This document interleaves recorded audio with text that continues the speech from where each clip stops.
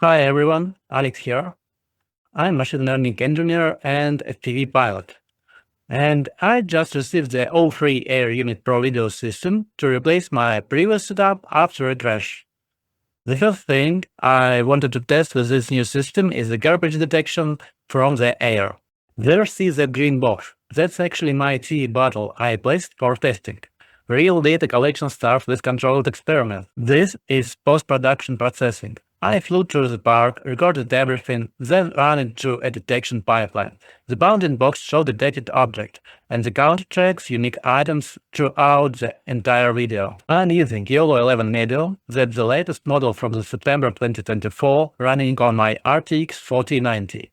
Processing this 1440 by 1080 footage at around 70 to 80 frames per second. Now, I'm considering two types of applications. First is post-production, like what you're seeing now. You have time for high-quality inference, can try multiple models, huge computational power available. The alternative is onboard processing, real-time decision on the drone itself. Limited compute, but modern edge devices like Jetson board can handle object detection multiple times per second. Useful when there is no radio connection. This park is actually pretty clean. It's a dead-end area, not many people come here. But when I got this FPV system, I immediately saw the potential of combining aerial perspectives with computer vision. For tracking, I'm using ByteTrack. It maintains persistent IDs across frames. So, if an object moves in and out of view, it won't be counted twice.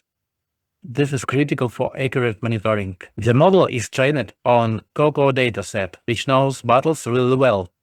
But that also means it can detect some unexpected things like this. Okay, so apparently my FPV radio controller is now classified as garbage. Not wrong considering how expensive these things are. But seriously, this is actually a perfect learning moment. The model sees a quad object similar dimensions to a book and makes a prediction based on visual features. It doesn't know what an FPV radio is. In a production system, you'd handle this with additional filtering. Maybe restrict flight paths to areas without people. Fine-tune the model on actual literal datasets, or adjust camera angles to focus on ground-level objects where garbage typically appears. For a product demo, however, this false positive is actually valuable. It shows the difference between proof of concept and production-ready systems. Real machine learning has edge cases. And despite this park looking clean from above, when you actually pay attention to the small garbage occurrences, there is always something to find. On my way back, I grabbed my trash stick and collected items the system had missed. So let's talk about what we actually built here. The entire system was developed with closed code, a single Python script using YOLO11m medium with ByteTrack tracking.